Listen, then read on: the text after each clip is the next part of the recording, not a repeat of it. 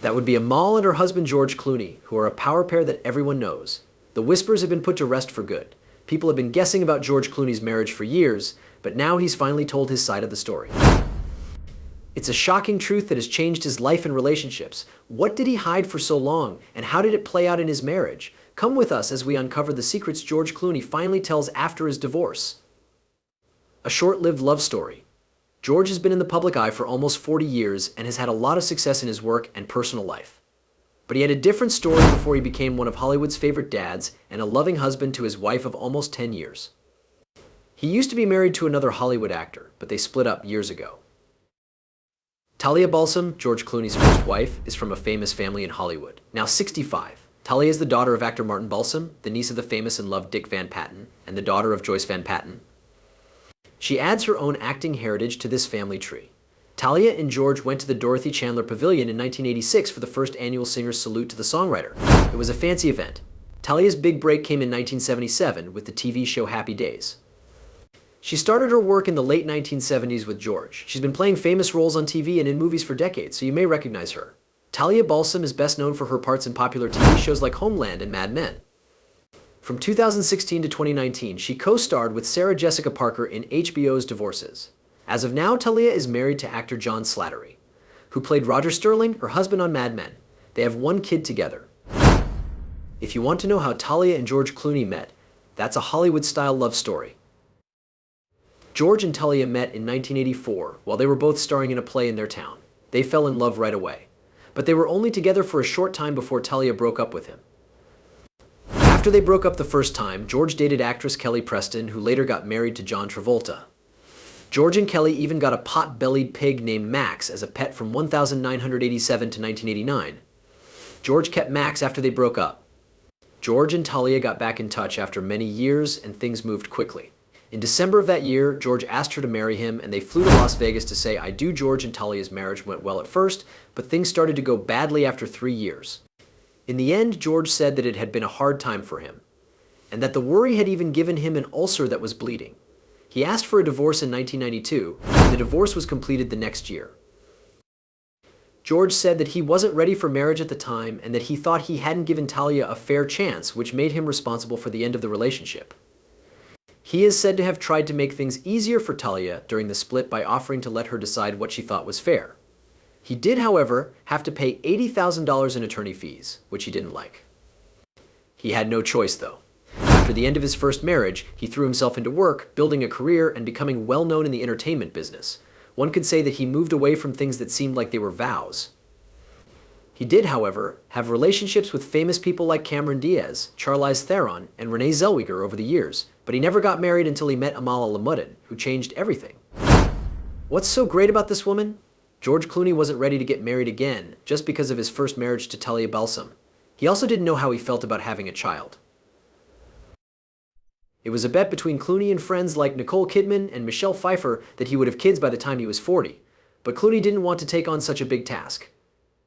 He often made fun of the fact that he didn't have any kids, saying that being a parent took all of your time and energy. Reports say that he told Barbara Walters in an interview that he wouldn't get married again because he hadn't been good at it before. I know I'll never get married again because it wasn't fun.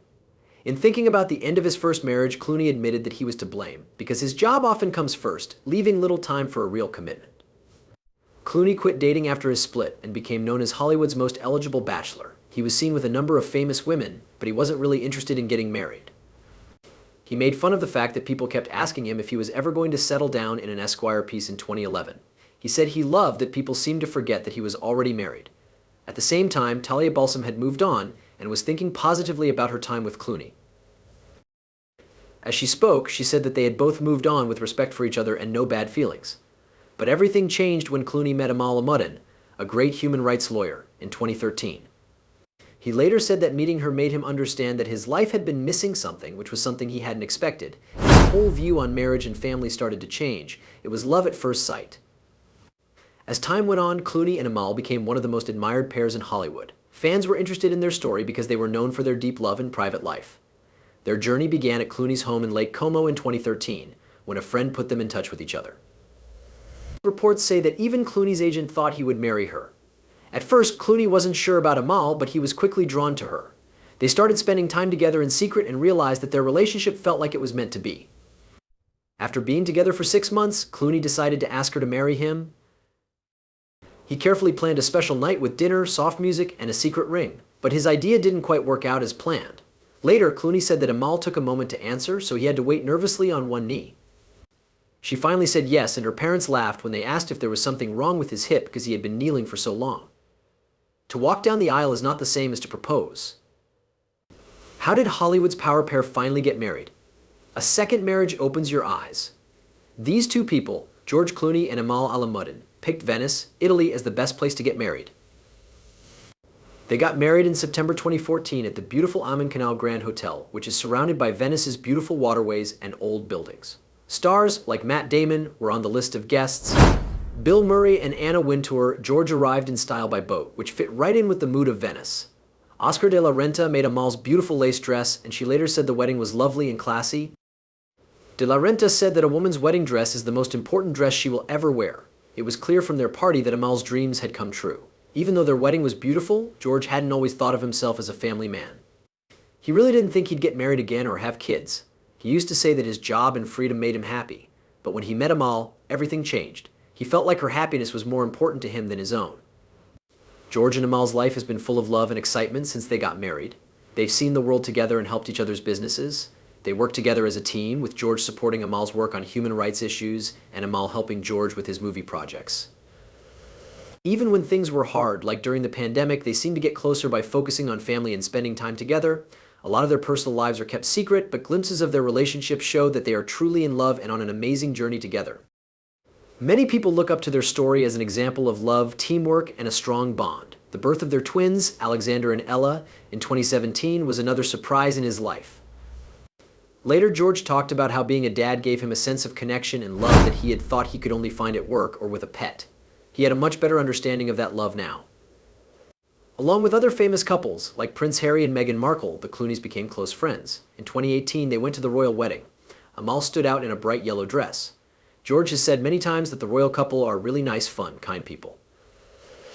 Living close to each other in the UK also brought the two couples closer. They spent more time together at the Clooneys' beautiful home on Lake Como over time. The fancy, top-secret vacation spot for newlyweds, where jet-setting royals can relax with Hollywood royalty at the Clooneys' beautiful Italian house. George and Harry got to know each other better over motorbikes and basketball, while Amal and Meghan relaxed by the pool. George Clooney's life has taken many unexpected turns, from his unplanned becoming a father to his friendships with powerful people. These turns have led to a happy and fulfilling life. But even in their fancy life, one might wonder if George and Amal ever had problems in their marriage that showed who they really were. Every pair has their own unique history and upbringing. George and Amal are no different. Lexington is where George Clooney was born. Nina Bruce, his mother, was a beauty queen and city councilwoman. Nick Clooney, his father, was a TV host who worked on many shows, including one on AMC. Clooney comes from Irish, German, and English roots. He is also connected to President Abraham Lincoln through his mother's family, which makes him Lincoln's half-first cousin 5 times removed. A younger sister named Adelia, who he called Adia, lived with him. His famous aunt, cabaret singer and actress Rosemary Clooney, was from a line of people who worked in show business. Actor Miguel, Raphael, and Gabriel Ferrar were among their children and were George's cousins. Clooney was raised as a strict Roman Catholic, but he later had doubts about his faith. He once said he wasn't sure if heaven or God existed. Clooney started school at Blessed Sacrament School in Kentucky. Because his family moved around a lot, Clooney went to a number of schools in Ohio before going back to Kentucky. He got Bell's palsy in middle school, which briefly paralyzed part of his face. He says that this taught him to laugh at himself and shaped his sense of humor. Later, Clooney went to Augusta High School in Kentucky, where he did very well in school and played baseball and basketball. In 1977, he even tried out for the Cincinnati Reds baseball team, but didn't make it past the first round. After high school, he went to Northern Kentucky University to study broadcast news. For a short time, he also went to the University of Cincinnati, but he didn't finish. He worked many jobs to support himself during this time, such as selling insurance door-to-door and in the tobacco fields and building. At the start of his acting career, Clooney was an extra in a miniseries that was shot near his hometown in 1978. He slowly built up a list of jobs, including ones on The Golden Girls and The Facts of Life, before getting the bigger part of Booker Brooks on Roseanne. This led to parts on TV shows like Baby Talkin' Sisters and then to a big break in movies with Return of the Killer Tomatoes. He went to the Beverly Hills Playhouse for 5 years to learn how to act, getting better at what he does. Clooney's big break came in 1994 when he was cast as Dr. Doug Ross on the medical drama Air. The part made him famous and won him nominations for both an Emmy and a Golden Globe.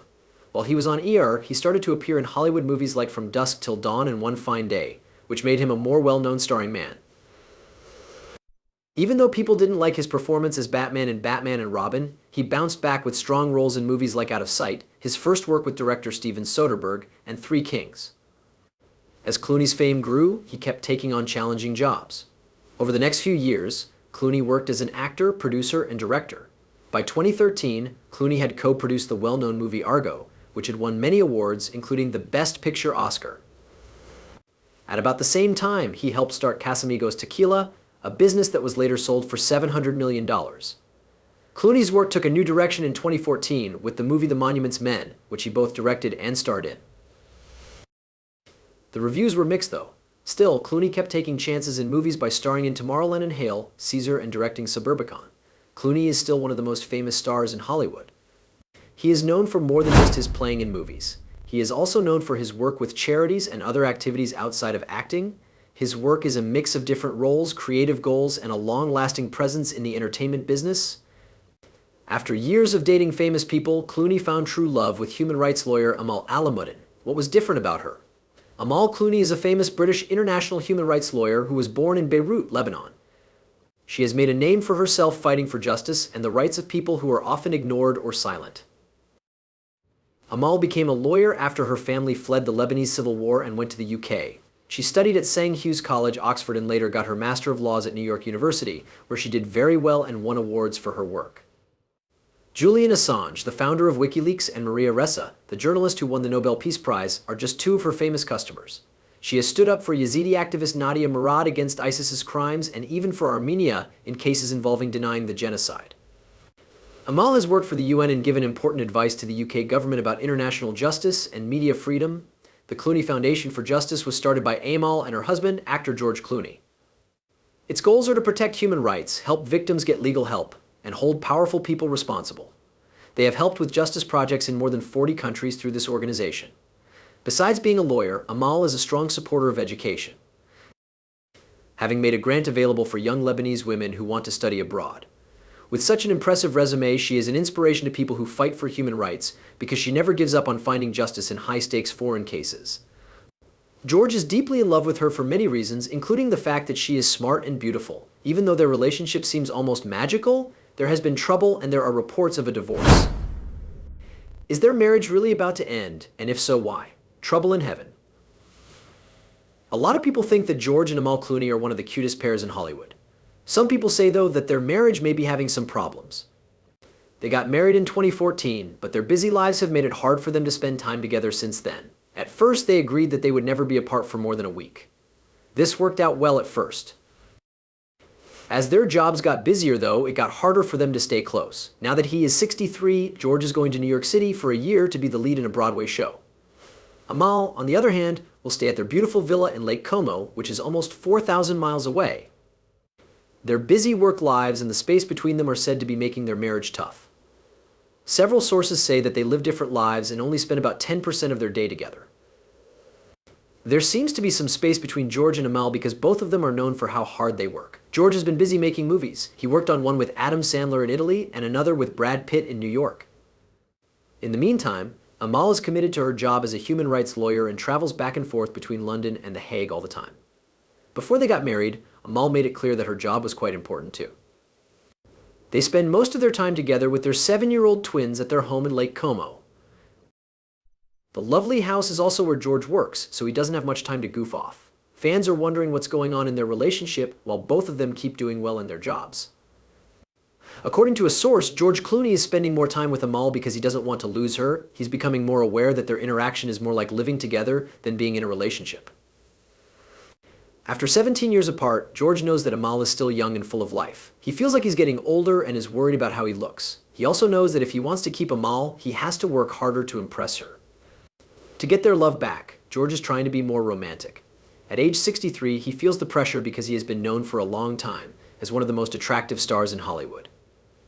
Even though there were rumors that George and Amal were dating, they held their yearly charity event in September 2024 to celebrate their 10th wedding anniversary.